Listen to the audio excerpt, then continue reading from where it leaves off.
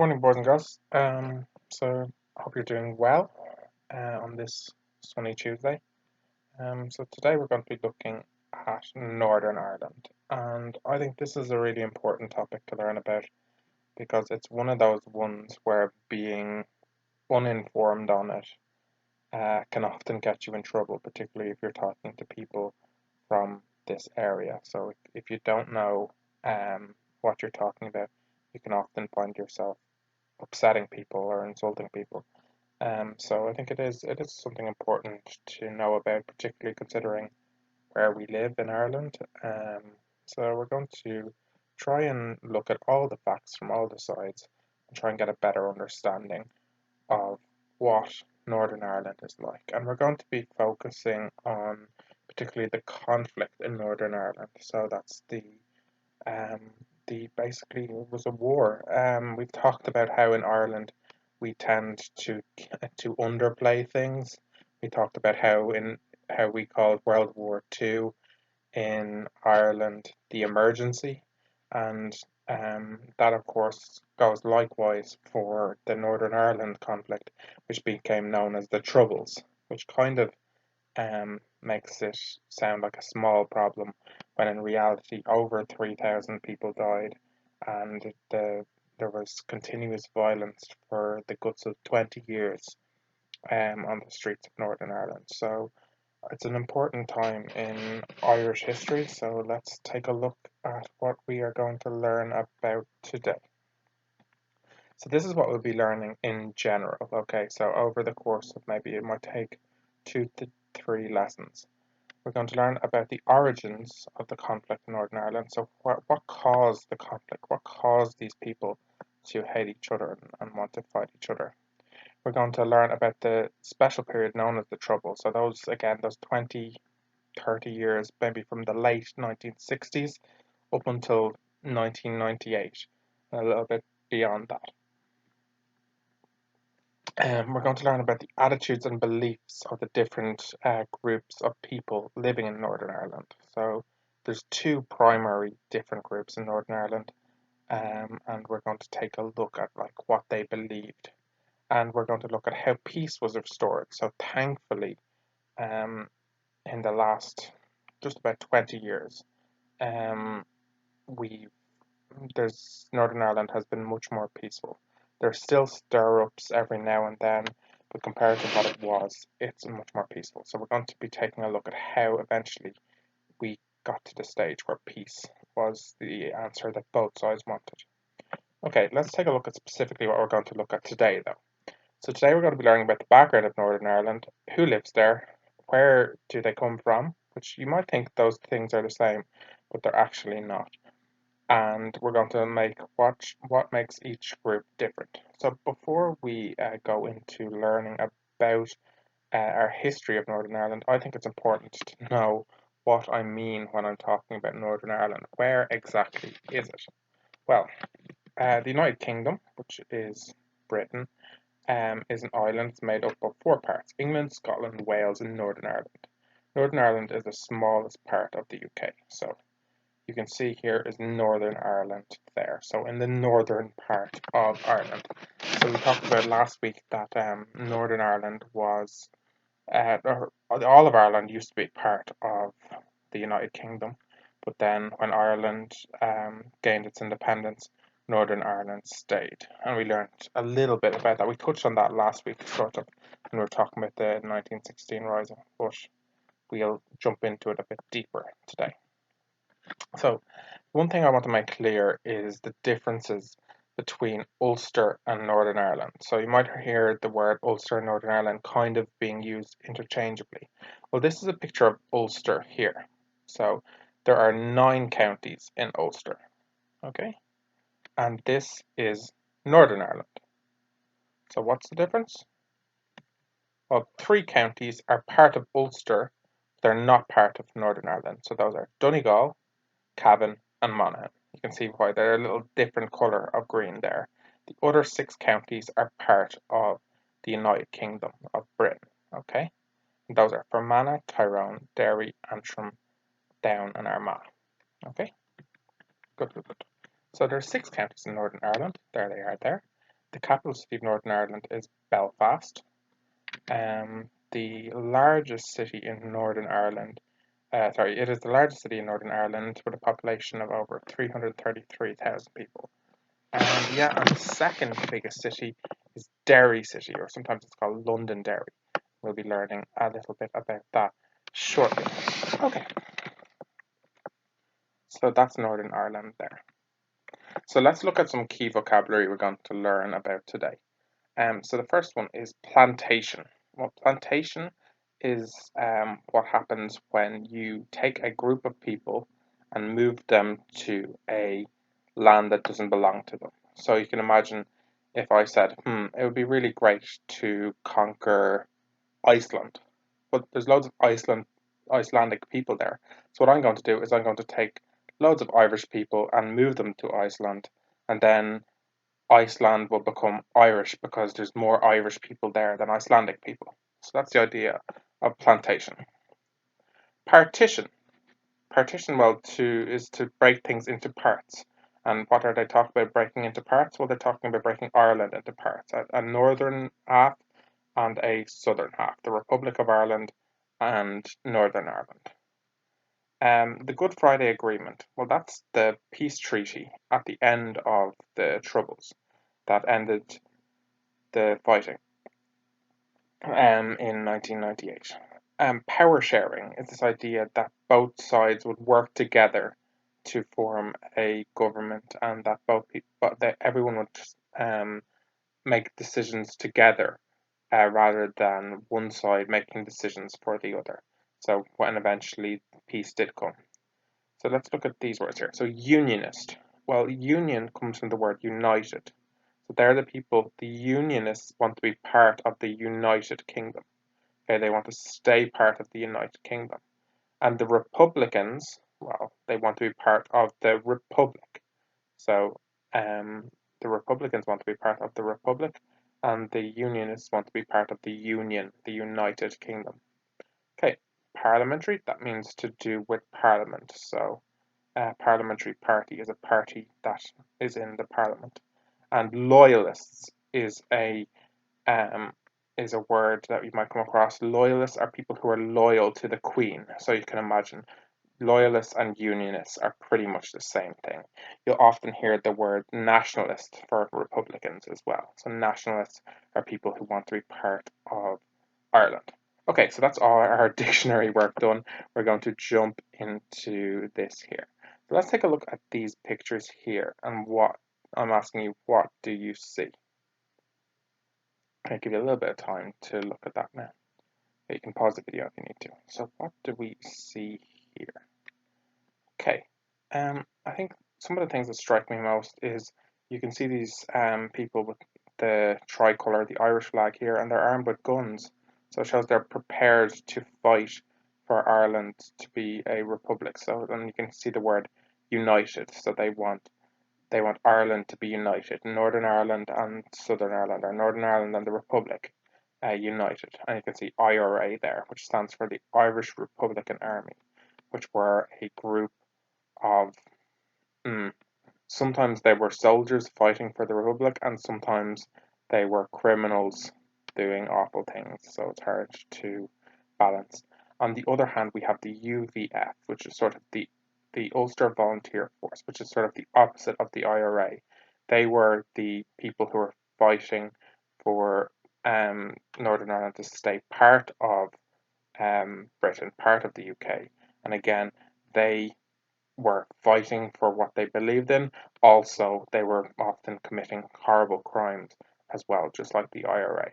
So they're the two major unofficial army groups that were caused all this fighting. Okay, you can see with the UVF, they're using the symbols of the red hand and then the British flag, so the Union Jack, whereas the IRA typically use the tricolour and then things like shamrocks and things like that. So here, this looks like a peace statue of the two peoples working together or causing peace or whatever. Here we have the Orange Men, and they are marchers, and they're Protestant marchers. They march on a specific time of year, and they play their drums and their music to celebrate something. And we're going to be learning a little bit about them. And I think this picture is very, very powerful. It's a young child in, I believe this is Belfast, and she's happy-go-lucky skipping away there, and walking past her is a British soldier in full army gear with a gun on, something that in Ireland we would find very shocking. Um, yeah, so I think it kind of captures how a lot of people didn't want any part of this war fight. They just wanted to live their lives peacefully, and this fighting sort of interrupted it.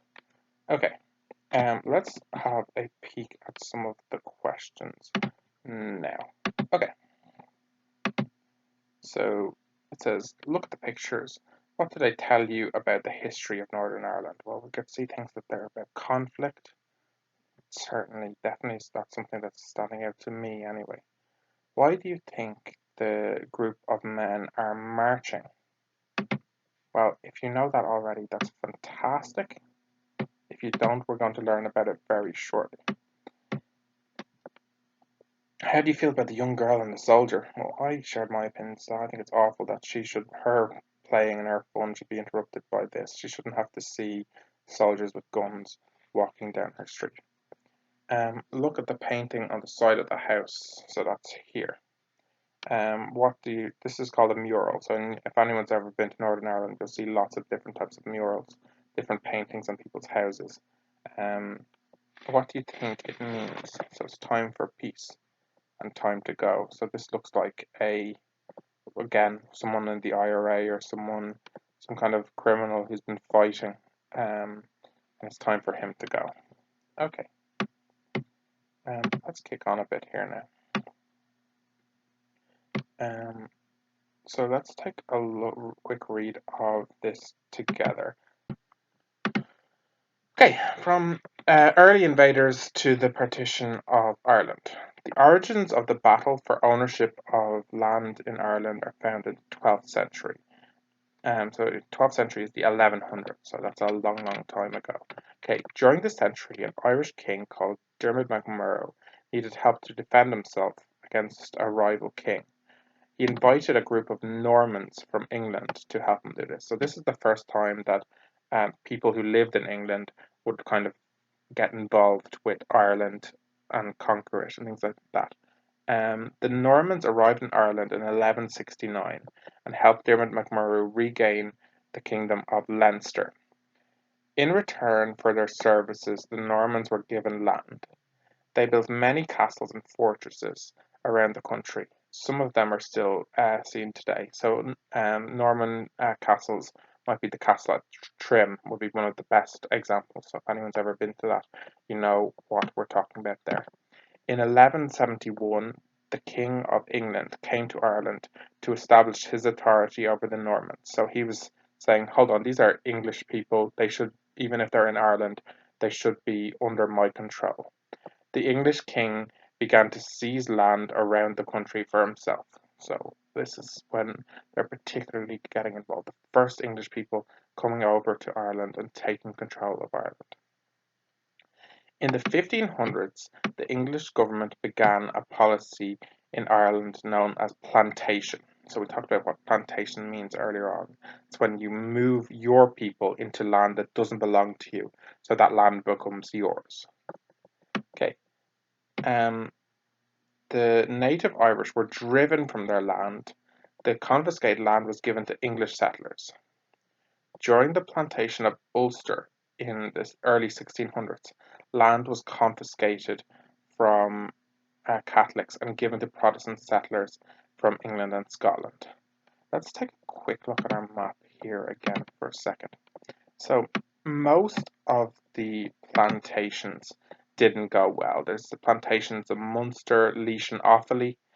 They didn't go well. In general, not many people from England moved over to Ireland, and eventually the ones that did got outnumbered and typically had their land bought back off them.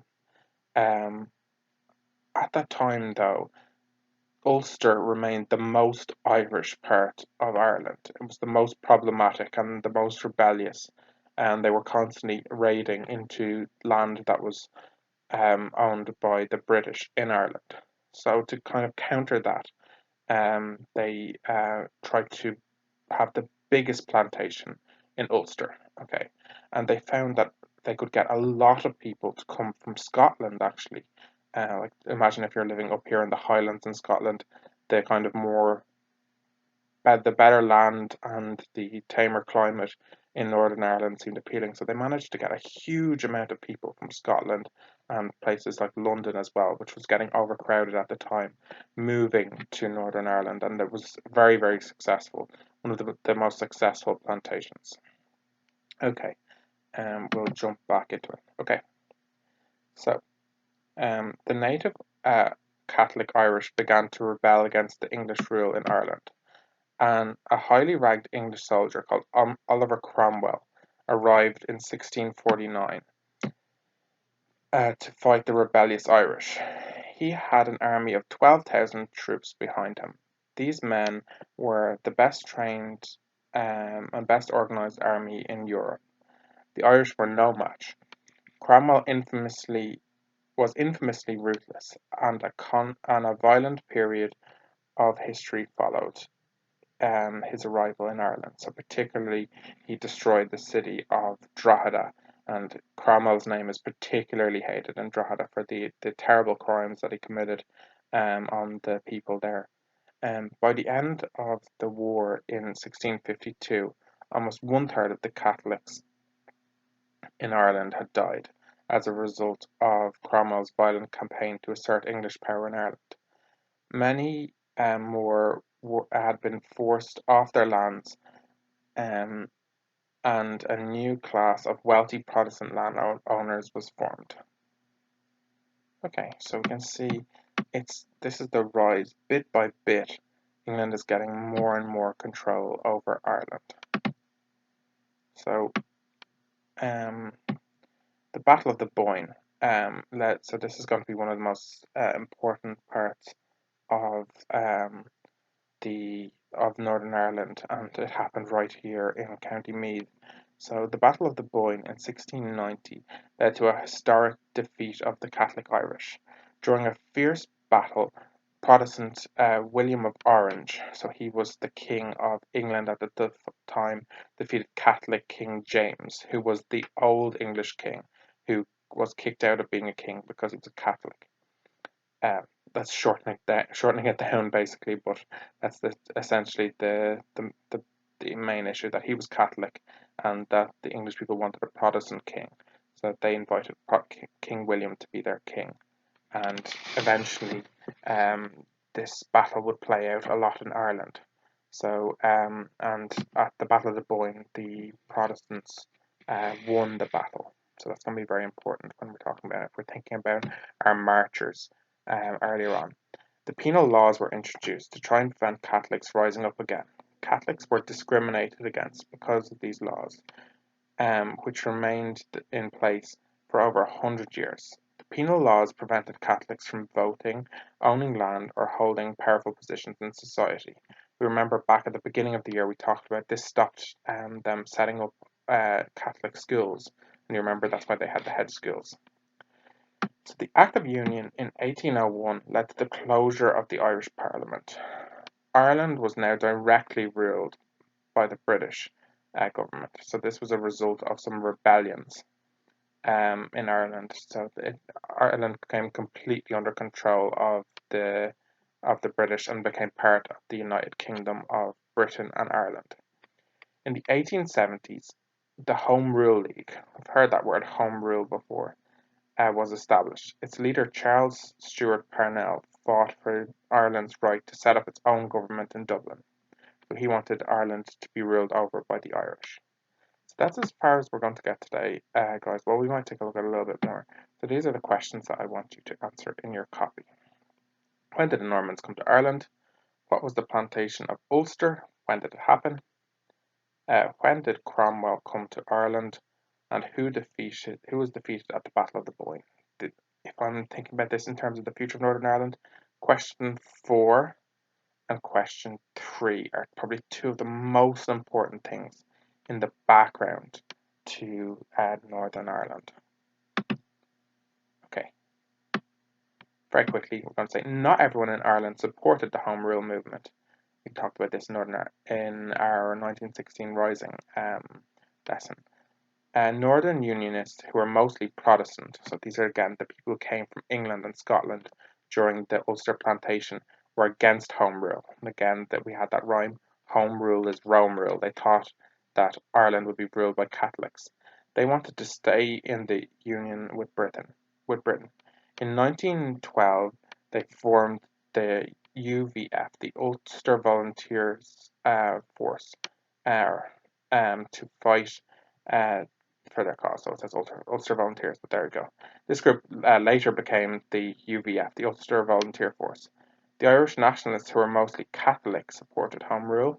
In 1913, they formed a military group called the Irish Volunteers, and that would be shortened to IVF, to fight for Irish independence. So here we go. This is the first kind of seeds of the two armed sides going against each other, having different opinions, and one group is going to be fighting to stay part of the United Kingdom, and one group is going to be fighting to stay part of for Ireland's independence.